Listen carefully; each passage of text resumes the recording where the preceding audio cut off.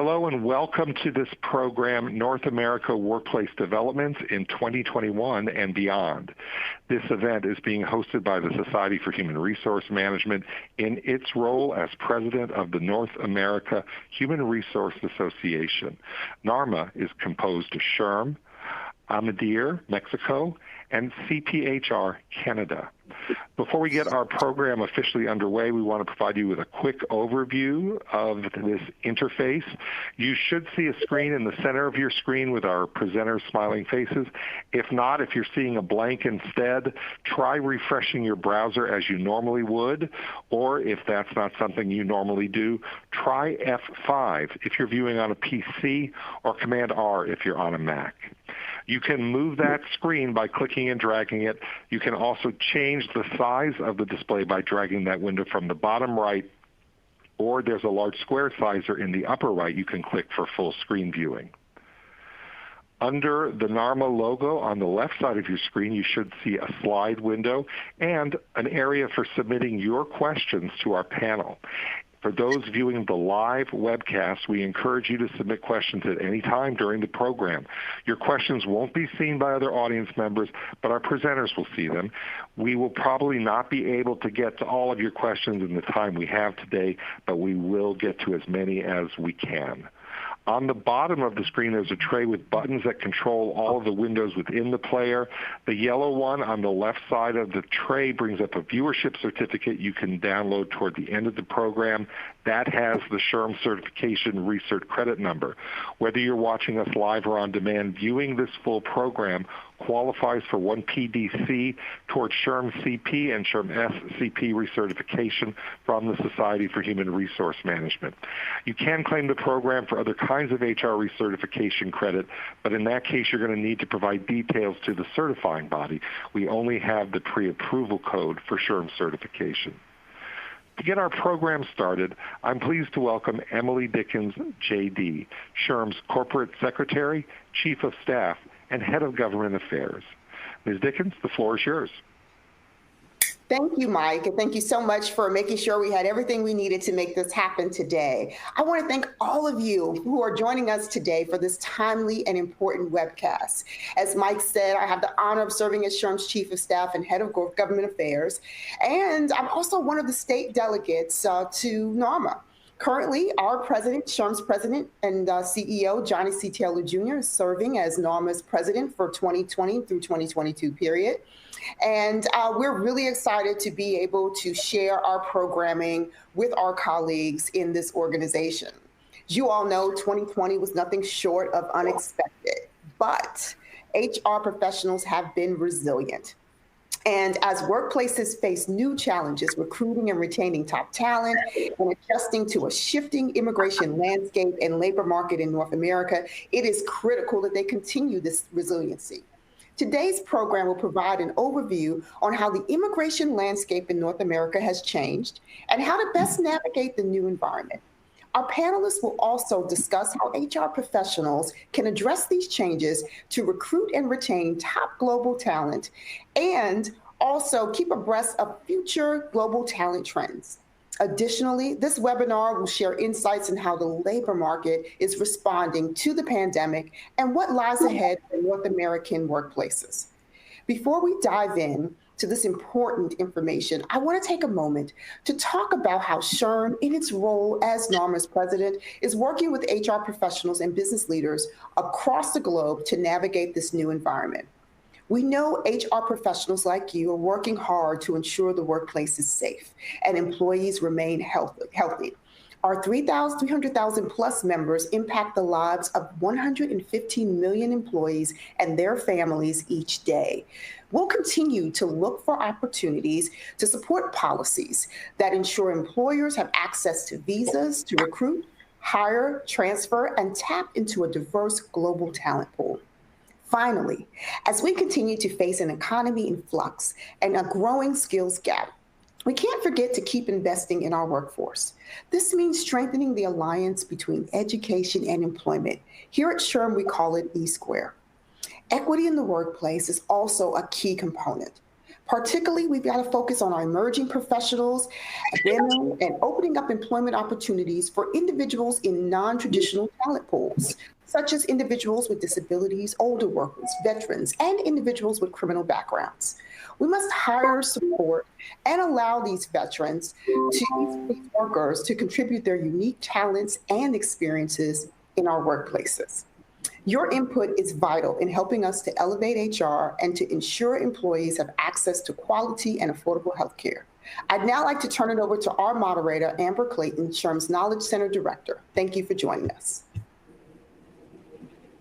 Thank you, Emily. As Emily mentioned, my name is Amber Clayton, and I oversee SHRM's Knowledge Center, where we receive thousands of inquiries each year on HR-related topics such as immigration. Before the pandemic, member questions were primarily related to sponsoring employees for work and completing I-9 forms. And during the pandemic, we received more questions about what to do when employees, for example, were furloughed or their visa was expiring and they were laid off. Also, how to handle pay when the company was taking a pay cut across the board.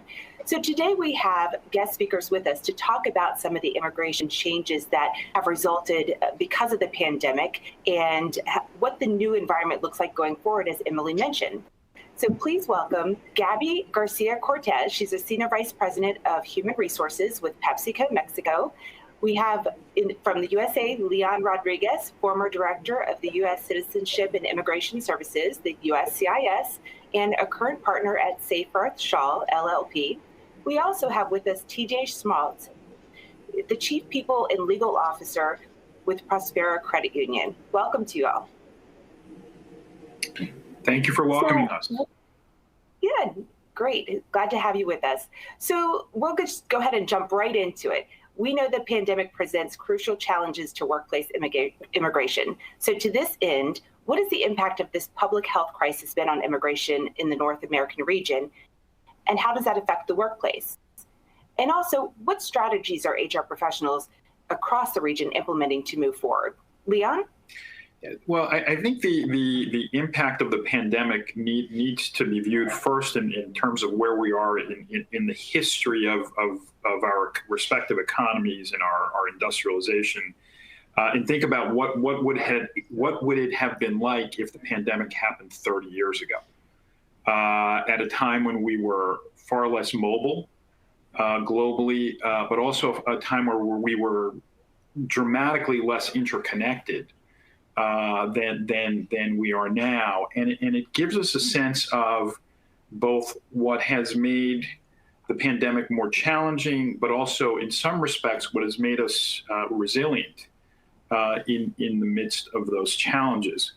How that's played out in terms of immigration, certainly from the perspective where I've been watching our clients, where I've been watching SHRM's membership, is that there were, and we're going to talk about the regulatory challenges, I think shortly, but there were just challenges to moving people around the globe. So I know that, for example, we have clients whose businesses are scattered all over the world. They might have locations in 20 different countries, and certainly in the early going of the pandemic, declared a complete moratorium on travel so that people were frozen wherever they are. Obviously, that put a lot more emphasis on virtual solutions where those were possible. They weren't always possible, but in many respects, that's where the resiliency came from, was from being able to use the kinds of technology we're using right now for this webinar. The other challenge is, once you have a global workforce where you want them, when you have them where you want them geographically, you then come to have a new set of challenges if, in fact, you can't actually have them in the physical workplace.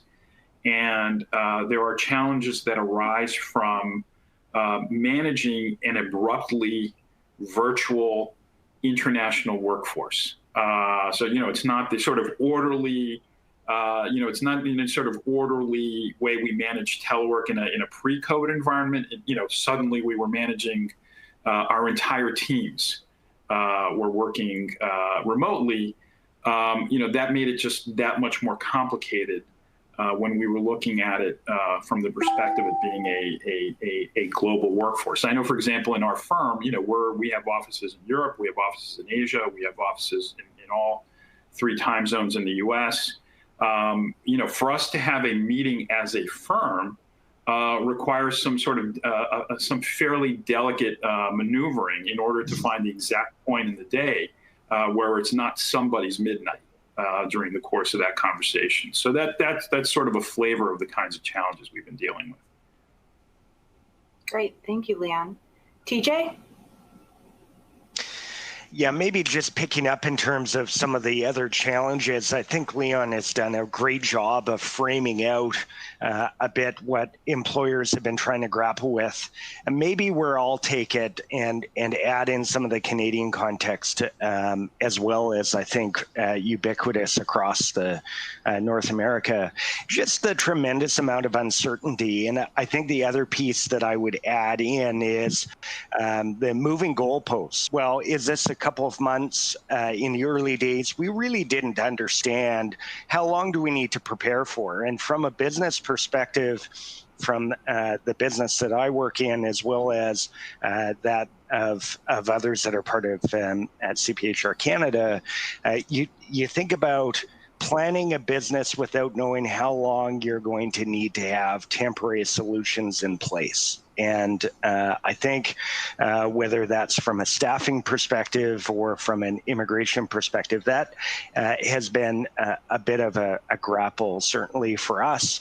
It was a matter of, well, this might be a few months, maybe 6 months. We're now a year in, and we're, in our context, looking at a vaccine solution that may come into effect with that critical mass in fall of this year. So I would label that as another piece of the challenge is then how do you plan for that and the moving goalposts. I think the other piece, and maybe I'll reference this from a Canadian perspective, there's a tremendous reliance in many industries on foreign workers and on the importation of workers to manage skill shortages in a variety of areas. So that tap was already stressed prior to COVID. There were tremendous demands and delays in the application process in Canada. So add in COVID, add in uncertainty, add in further delays, that's been a recipe for a lot of head scratching. We have a question related to skills gap that we'll get to momentarily. Gabby, how about you?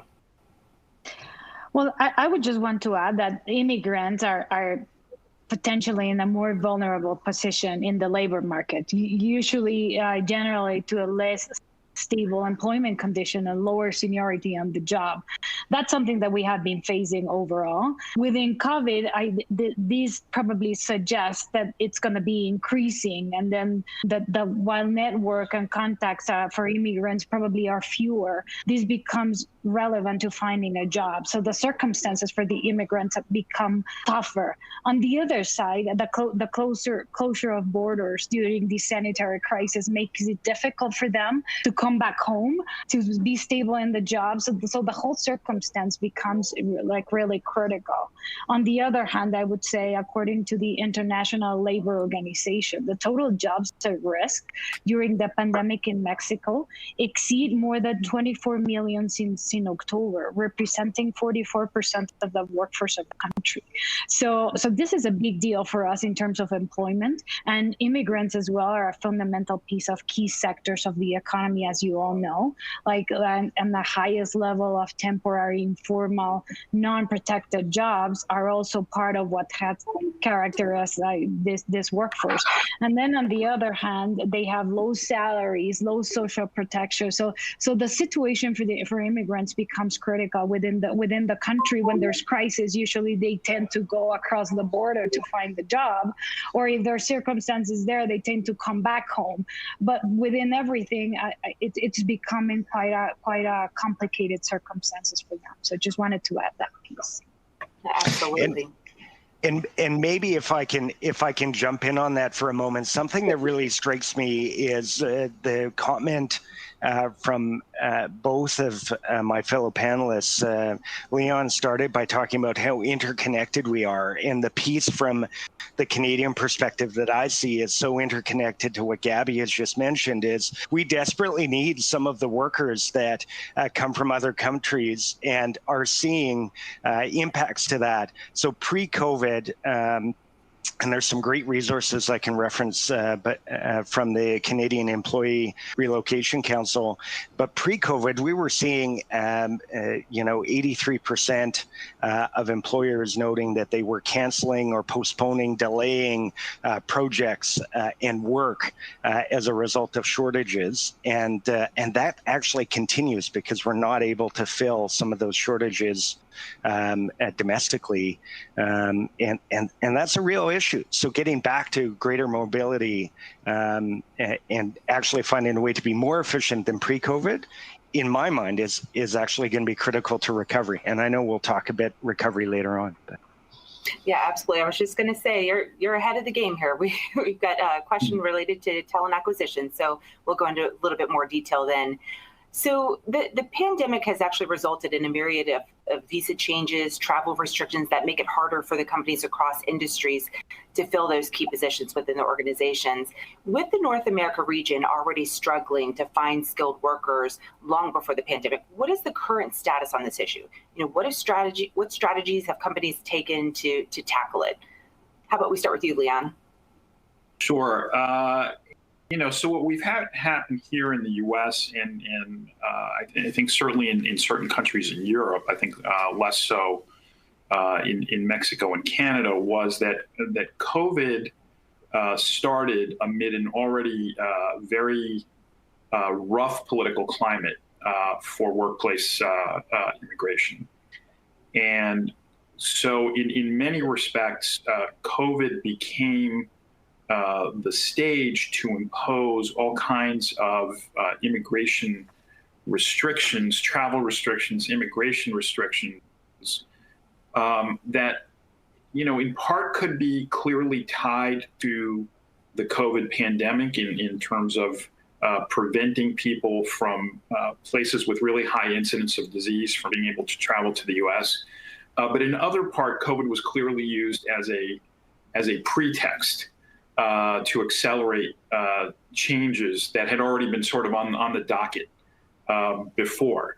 So for example, way back at the beginning and persisting until now and continued by the new Biden administration, we had travel restrictions that targeted China, where the pandemic originated, targeting Korea, and then targeting most of Europe, targeting the Schengen area, England, and the UK.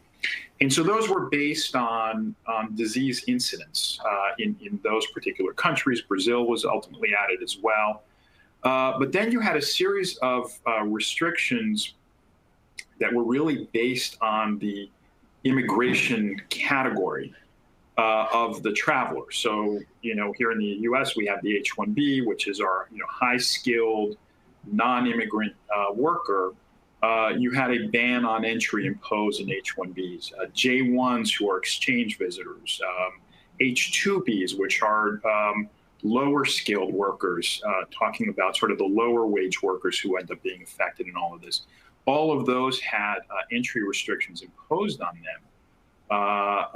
June, and those restrictions persist until now. That really reflected a view that preceded the pandemic that foreign workers were displacing. It was a political movement that perceived that foreign workers were displacing U.S. workers. And so this travel order became a way to implement that policy.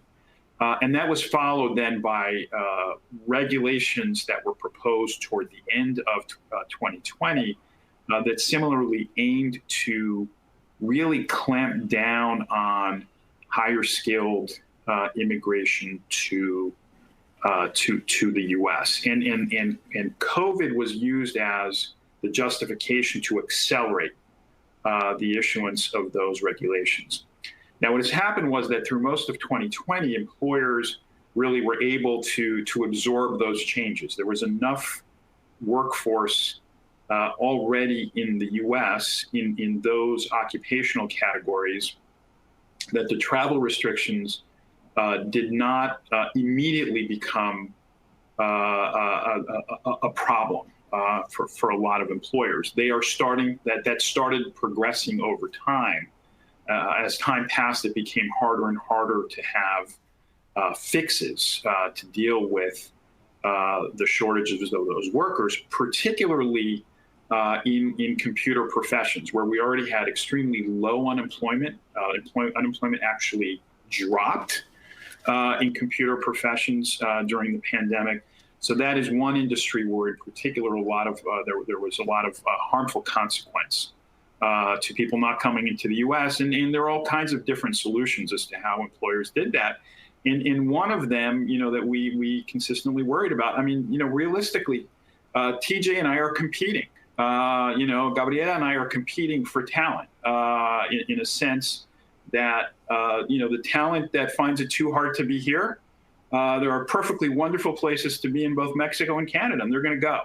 And those employers are going to, and our companies will move where they need to move in order to attract that talent. Thank you. TJ? Sure. Yeah, I think Leon has framed that well. I'll add from a Canadian context that contrary to the U.S. in that initial period of having perhaps enough workers that were already domestically located for that initial kind of absorption, Canada continues to struggle in certain industries. And while we've seen a shift with some businesses that continue to be highly impacted or closed, and you think about hospitality and tourism as just one example where devastating impacts and high unemployment.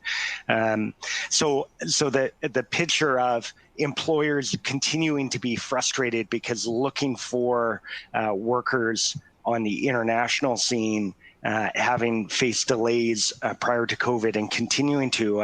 I checked in with some sources just to get a sense of what employers are facing, and just middle of last month, continuing to find delays in applications. Really, that despite there being high need, still waiting for processing, and some of the bureaucracy has been really frustrating from an employer perspective. At the same time, we've actually seen a shift around more attempts to look at recruiting locally, even in non-traditional ways. So how do we perhaps attract folks that wouldn't normally be working in some of these industries to shift over, reskilling as best as possible, or looking at trying to address unemployment in some sectors by attracting them in another. That's where that blessing around remote working has also been very helpful. We've broken the paradigm. I suspect you could say this about virtually any country, but broken the paradigm that you have to be located next to your corporate office or in the same city or in the same province.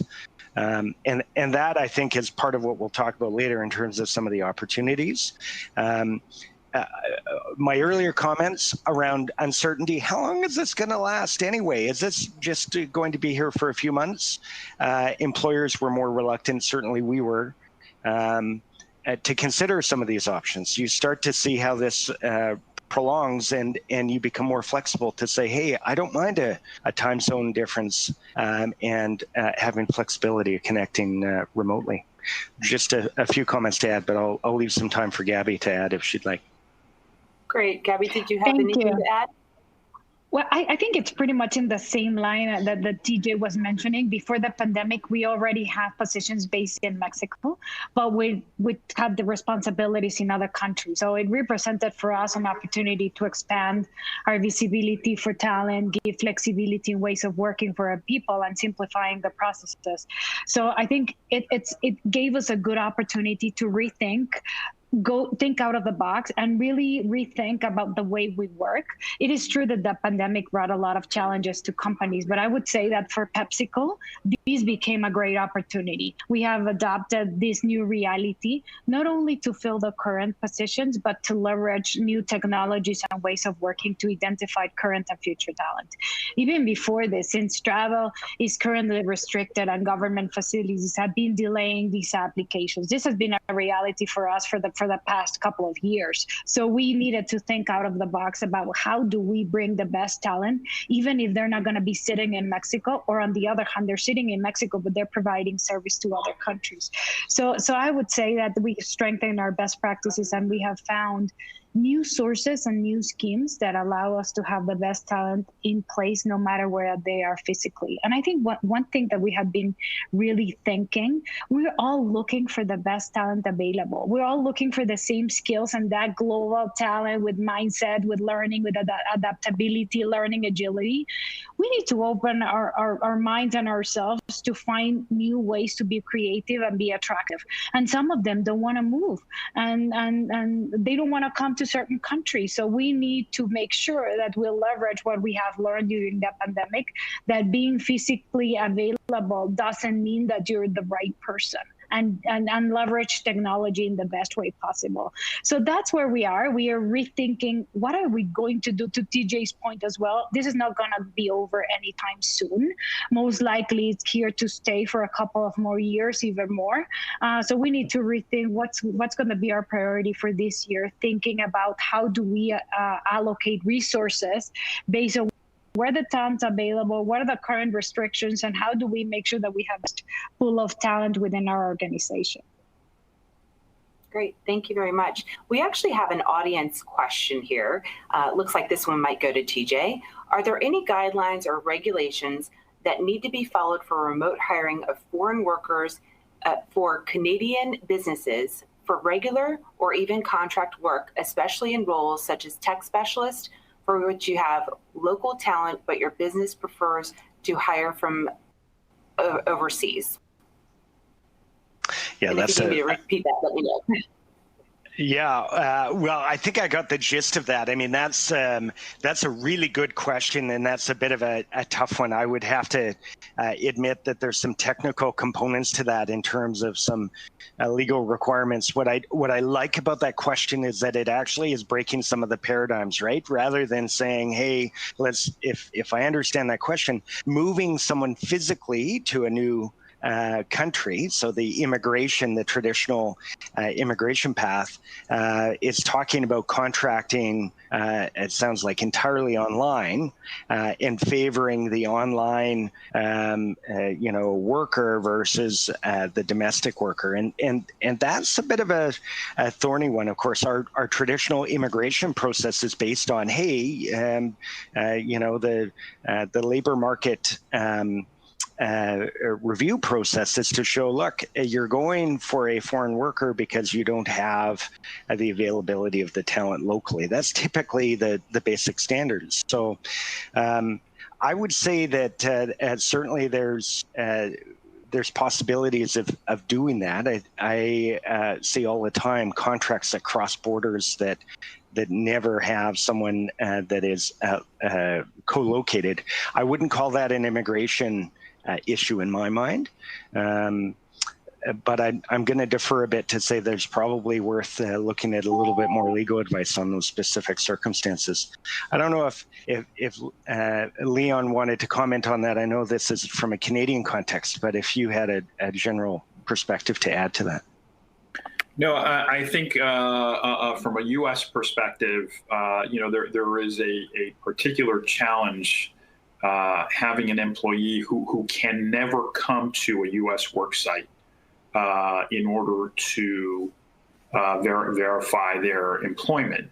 So just from that sort of purely mechanical standpoint, The idea that you have an employee, let's say in Germany, who is their place of employment of record is in Raleigh, North Carolina, that ends up being problematic and challenging to figure out how you can do that, short of perhaps rendering that individual a contractor, which is certainly one solution that you might pursue. The other thing is, as TJ was talking about, our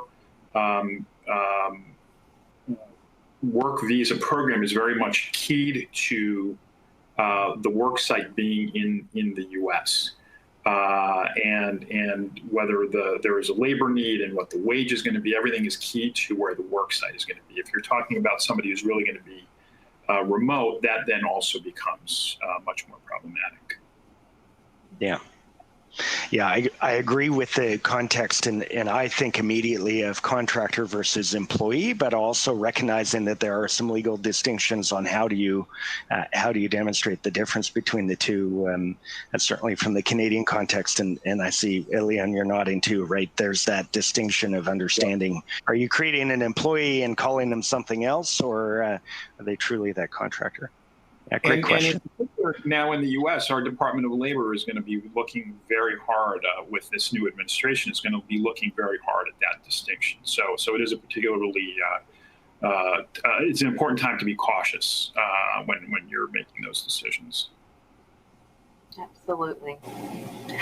So moving on, although some companies across different sectors froze hiring talent in 2020, many organizations adopted new hiring strategies. Do you think that these trends are here to stay, and how will they transform the hiring practices in the labor market in the region? TJ? Sure. Yeah, I'll kick that one off. It's really interesting, and I'll speak specifically from the context of my employer. We're a professional services, financial services institution, continue to have high volume. And in fact, when I look at our metrics, the labor market that we're competing in continues to be very, very competitive. We are, one of the metrics that we measure is what we call first offer refusal. So are we able to attract the top candidate for a given job? And if not, why not? And dig into that. What we're finding is, despite COVID and some of the initial challenges, we're still finding that when we have that first offer refusal, it's because the individual has at least one other opportunity and they've decided to take the other one. So I thought it was interesting because our stats show that we're continuing to compete for top talent, and I think Gabby made that comment around, some of the challenges with that. And what has that meant, though, in COVID? Well, we talked earlier about being less geographically tied and less concerned about where the individual is, and that started for us with being willing to consider individuals that otherwise would have a long commute. So for them, that commute would have been a detractor. And for us, it would just have been someone that we wouldn't have considered. Now, because we've really committed to a work from home or a work from anywhere approach, we've seen that the geographic scopes are becoming far less relevant. That's the other piece in our strategy, is that we've become far more flexible with most roles. 80% of our organization is currently working remotely. And I foresee that even though we may return to an office environment at some point, it'll frankly, in our view, never return to what it was. There will be more of a hybrid solution in the future. A couple other quick trends, because I want to make sure that my colleagues have a chance to comment too. Our recruiting practices, we previously favored, as many employers did, we want to physically see someone. We want to read the body language. We want to have them in a room. We want to talk to folks. Move to virtual panels, of course. and discussions, and actually found that we're doing more interviews. You can fit more in virtually than perhaps you could if you did the traditional come into the office type setup, and faster turnarounds. And we're finding that other employers are doing that too. So rather than, oh, let's schedule time for you to come in so we can sit down and talk to you and bring some other folks in, the ability for us to move faster has certainly been a benefit. Wider adoption of pre-employment testing and assessments and leadership assessments. We're spending far more and taking more time to assess candidates because we're doing so much of this virtually. And then just some of the other components around onboarding practices and trying to figure out how to manage that. So now shipping equipment to an individual, well, it's just the logistical challenge of we need to get you a laptop, a headset, the login, and then set up a time to talk you through how to set that up remotely with our IT team. And then some of the components that will come up a little bit later on in our discussion around how do you connect and engage people to an organization? So all of us have now experienced hiring individuals that have never physically met someone in their organization. So we've hired people in early 2020 that have only ever had this as an interaction with people across our organization. So again, some breaking of the paradigms. I'll just finish up by saying, are these trends here to stay? Heck yeah, we're absolutely going to be able to leverage a lot of the learnings here. And I think in general, we've discovered that we can move far faster and be more agile than previously maybe we were. So I think there's some positives that can come out of this. That's my opening comment. Great. Gabby, how about you? Yeah, no, on the positive side, as TJ was saying, I think recruiting today looks very different than even it did a year ago. The pandemic brought a lot of things, and on the positive side, it accelerated a lot of things that even it made us think out of the box of things that we thought we were not able to do. And that's specifically on the recruiting practices. Can we do it virtually? What are the things that we can do? And some measures that particularly we took during the crisis, which, by the way, I think the crisis, it's not over by no means. It's going to be still here. But at the beginning of the pandemic, some of the things that we decided to do was, like, in terms of a kind of contingency proposal, was based on three main actions. One is we decided to do outplacement partnerships with other companies. I think this pandemic brought us a sense of community. We're not going to solve it by ourselves. So we need to do strong partnerships with each other and help each other to try to navigate. So we did partnerships with Alsea, with Hyatt, with DHL and Uber. We knew that they were probably letting go or having different difficulties, and we needed to have opportunity to a broader pool of talent. So we did partnership with them. Also, the leverage of social media to post critical positions that needed to be hired and leverage digital platforms. But one other things that we did is we really reinforced the referral campaign. As I mentioned, there were a lot of people laid off in Mexico, a lot of businesses closing, and we laid off an engagement referral campaign saying, if your partner has been laid off, bring them. We have openings here. And we were able to hire over 1,200 positions over that. And really this proposal unleashed a strong partnership with companies, specifically with sales and operations. So, for example, with Uber, as you know, the pandemic in Mexico has been very, very complicated. And one of the things, we have our frontline people operating on a daily basis. And one of the things that we wanted to make sure, how do we protect them and how do we take care of them? And having using public transportation was a big deal and then a big risk for them. So that's where we partner with Uber, saying, well, you need to have people driving people, and I need my people to be protected. So how do we make sure that your drivers are supporting my people? And most of the vulnerable population also were sent home day one, and we had openings to fill. So that's where we were able to create and boost our partnerships and really giving employment opportunities. We have a very aggressive attraction strategy to ensure that we hire not only for what we need today, but what we have for what we need for the future. And I think we have been able to learn that the more flexible we are, the more we are going to be able to have the talent that we need from a specialized perspective, and then from the frontline side. So we're also moving from, and we're rethinking our organizational shape, which is another thing. So we're moving away from static jobs in siloed departments to a more project-based cross-functional work, which is another thing that we saw. For example, like, how do we move employees to specific projects? So I don't know if it happened to you, but it's not that we froze recruiting, but some of the functions and some of the projects were delayed or even canceled. So how do we reallocate those resources assigned to a specific project to where we need? So we were able to move, like, even for our TA talent acquisition team, as projects slow down and as hiring as well slowed down, we moved 55% of the TA team to other departments or other projects that was where we needed.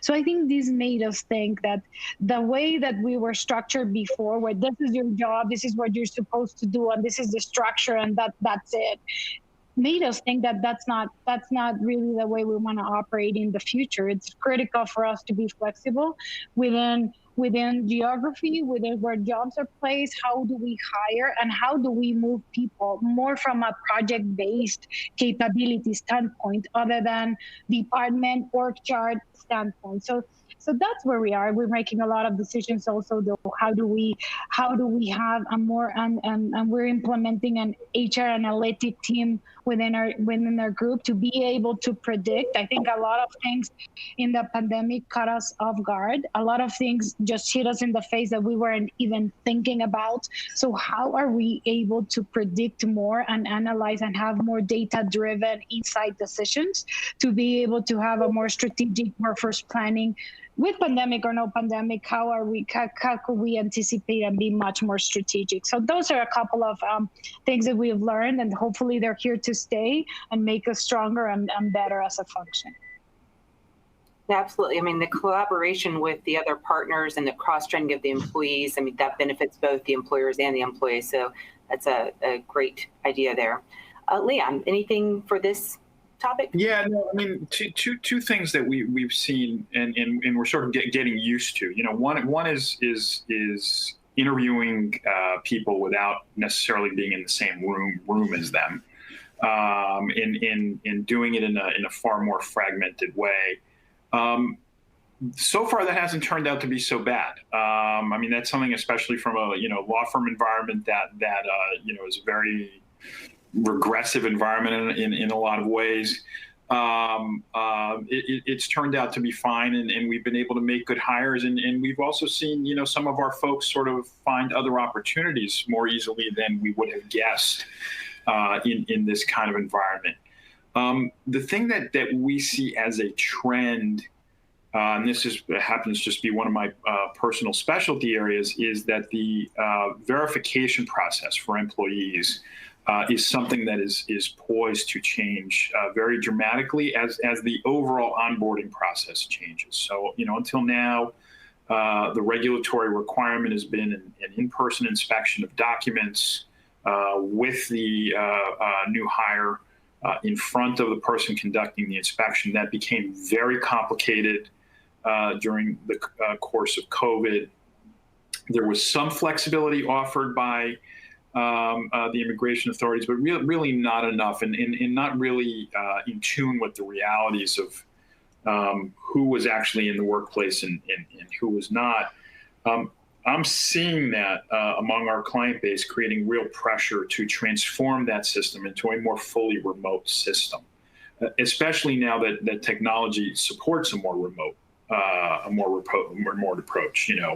My cell phone can take as good an image, it probably sees better than I do in certain respects. And so I think that, those are among changes that we've been seeing, transformations that we've been seeing. Great, thank you. So before we move on to the next question, we actually have another audience member question here, and it looks like any of you can chime in on this one. How would you suggest to deal with the problem that occurs when the professional academic degrees are not recognized from one country to another? In essence, medical doctors, engineers, etc. Anyone like to take that one? Wait, can I hear the question again, Amber? I'm sorry, I don't think I absorbed it. So how would you suggest to deal with the problem that occurs when the professional academic degrees are not recognized from one country to another? In essence, medical doctors, engineers, etc. Oh. In my mind, I'm thinking this is going to be more company specific or industry specific, but any thoughts from what you and your company have done with regards to degrees and accepting degrees from other countries? I can share my experience in PepsiCo in Mexico in those specific roles that are like subject matter experts that are required by the company and are not to be found in our local market. We make it happen. We don't deal with doctors, for example, or those kinds of things, but engineers or R&D or particular, we do whatever we need to do, but there are very few, I would say, like the subject matter experts, I could say, or the critical professionals are like less than 2% of our organization. So those are key. And we haven't had any issues so far. I think besides the visa process, that it was a countrywide issue, an immigration situation. But those particular roles, I think we have very well structured all the support that we will provide from a legal perspective, from an immigration perspective. Like, we'll do whatever we need to do to have the right person in the job. We haven't faced any issue, but I would say those are very few jobs and very specific to the industry and the type of work that we do. Yeah. If that helps in a way.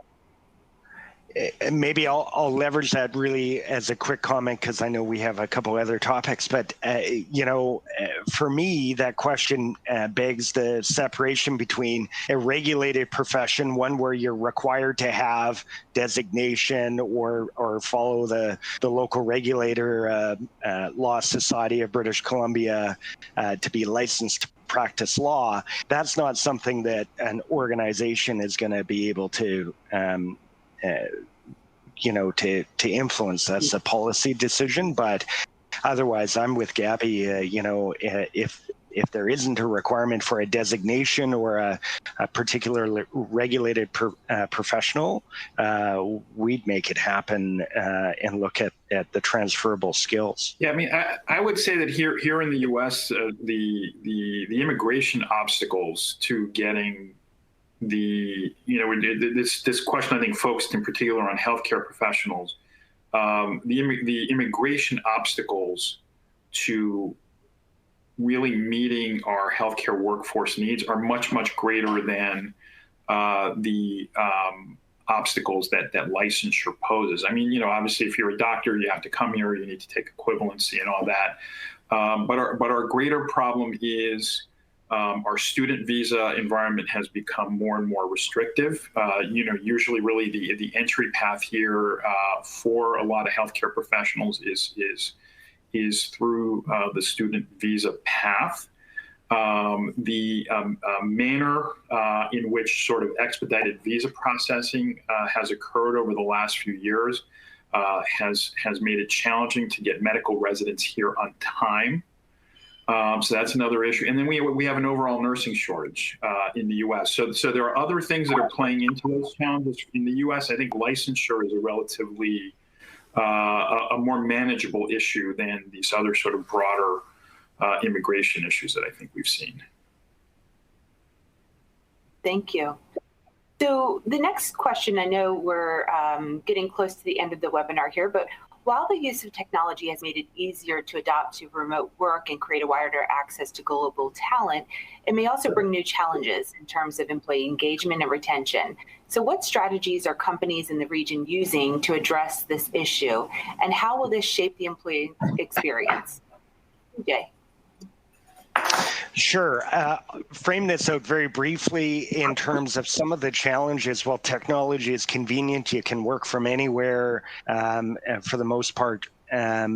But it starts to separate, and in our business, it separates out those that can work remotely from those that can't. So think about that us and them that you can create within your own organization inadvertently, right? Our frontline workers in financial services would tell you today, hey, I'm the one that has to wear the mask, stand behind the plexiglass, interact with the public, provide an essential service, while the rest of the organization can be at home, can be remote. So one of the challenges that we've been grappling with, the blurred lines of those that are working at home, it was already blurry with the ability to connect by phone and email 24/7. Well, guess what? That has now been completely blurred for most of our workforce. I don't have a commute, but I end up sitting at my desk as earlier, and I'm still here looking at this same screen 12 hours later, and I haven't moved. That's not great. The other piece around being impersonal, and your question talks about engagement and connecting individuals to an organization. Holy cow, how do you do that when you never see another person? You're only connected online. So some strategies moving to what to do about that and trying to create a great employee experience. We've shifted to even more often a cycle of checking in with employees. So informal pulse surveys, we've increased those we've doubled the surveys that we do. We'll keep them short. How are you doing? How can we support you? What's your experience? What do you feel you're well informed about? What would you like to know more?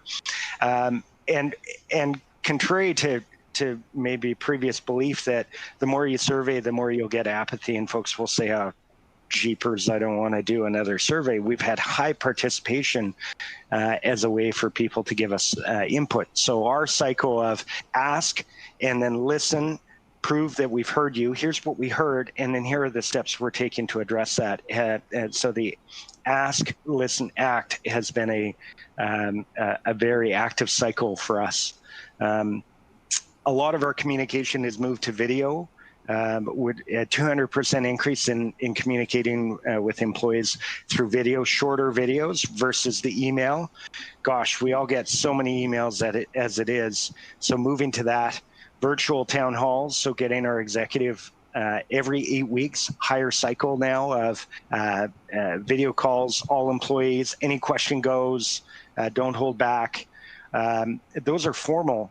We started something called Water Cooler Wednesdays, which I just love, and I wish it was my idea, but even the idea of these informal gatherings. So the water cooler traditionally was where you had the chat in the hallway. How was your weekend? Oh gosh, can you believe that meeting, etc. So every Wednesday, a couple of members of our executive team host a small group. We keep it to 15 individuals. They sign up, call in, and it's not executives talking, it's hosting, but you're bringing people from across the organization together in these small groups, and we've kind of modeled that out in a few different ways of coffee chats and informal connections that you're not really talking about work, you're just talking about being a member of the same team. We have new recognition programs that particularly look to give credit to our frontline workers. So our back office, puts messages together around what they appreciate about our frontline workers. And then we experimented with a virtual all-employee gala. We had a live band. We've been doing these events, so trying to bring people together. Keynote speaker. Every employee received a voucher to use a skip the dishes or some other service to have dinner. And then the last piece, I'll take a breath and give some room for Gabby and others. But we've also been looking more rigorously on our, dawn to dusk kind of processes around email communication and what are the guidelines around that. So if I choose to work after I put my son to bed, it's later at night. that email should be on delayed delivery so that my team doesn't get that and jump and say, oh man, I better get back on my computer, right? So just creating an environment where we're thinking about what is the experience given the reality of what we have in front of us. That's really the short strokes for me. Absolutely. I mean, all great ideas. Gabby? Yeah, and to that point, I think the challenges that we will be facing, it's the how do we make sure that the employee experience continues and goes beyond what it was before, even with the no social interaction, the networking piece, and all the intimate connection. So that's one thing that we're focusing on. And the other challenge that comes into place is for the new hires. Like, we're hiring a lot of people, and then how are you successful in a highly relationship-based company where you're not going to meet anyone face-to-face? How do we compensate for that? So we just launched an onboarding app, which is a well-organized, where it takes you step by step, and it creates a community to all new hires. So it's not only me, but I'm creating a community. We're checking in on them. We're like assigning a mentor, assigning not only one person, but assigning a whole community to take care of the new hire while we create the community with all new hires within themselves. And we're on a regular basis checking in, like, how are you doing? What are you needing? Like that from an employee value proposition perspective for new hires.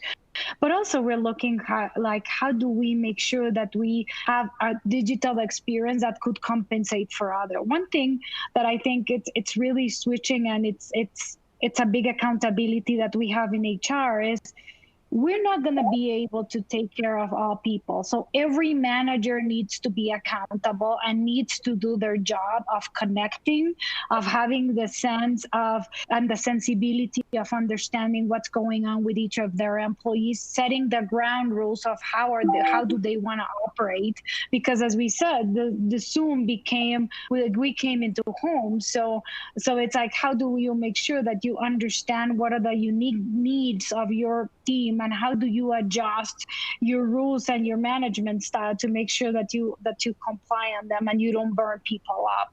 And then on the other side, there's a couple of programs that we created to cope with what the situation was coming up. And then there's a program that we call Switch Up, which is basically a talent marketplace that allow employees to connect. So let's say that someone is interested in a critical assignment. So they could apply for it. It's only based on a 3 to 6 months experience. It should only require probably no more than 30% of your time. So you're able to cover for your current job, but you're able to apply and be part of another task force or another, be able to connect with different countries within the region.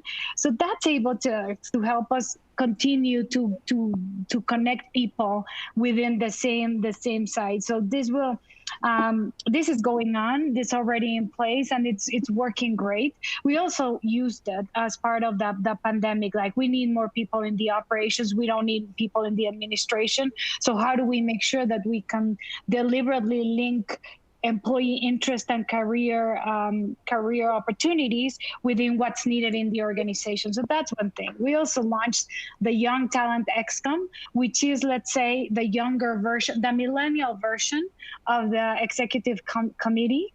And what we have is we have people under 30 that was selected by the whole organization through a very meticulous process. But the idea is for each of us as the executive committee to have a shadow, our millennial version, and we have specific roles such as Chief Talent Acceleration, Chief of Innovation, Agility, and Constant Transformation Leader. And the idea is for them to give us reverse mentoring and also give us the sense of what's going on and what's the younger generation feeling and thinking about what we're doing. So it really gives us immediate feedback from millennials to know what's going on with the organization. We launched healthy living program, care line to take care of employees, well-being lines with psychological support, medical support, legal support to deal with whatever is going on. But one of the most creative things, which will wrap up my comment, is PepsiCo Kids.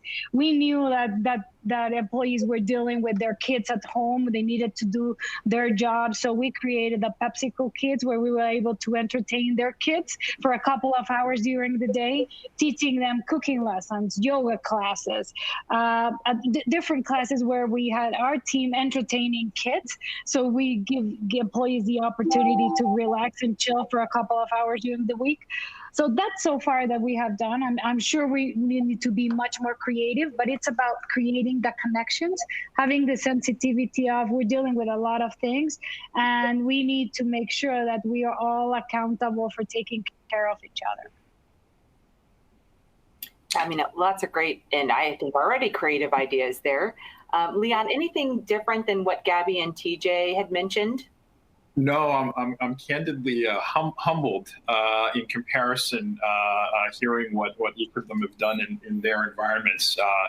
We're a law firm, so we're a very specific kind of environment.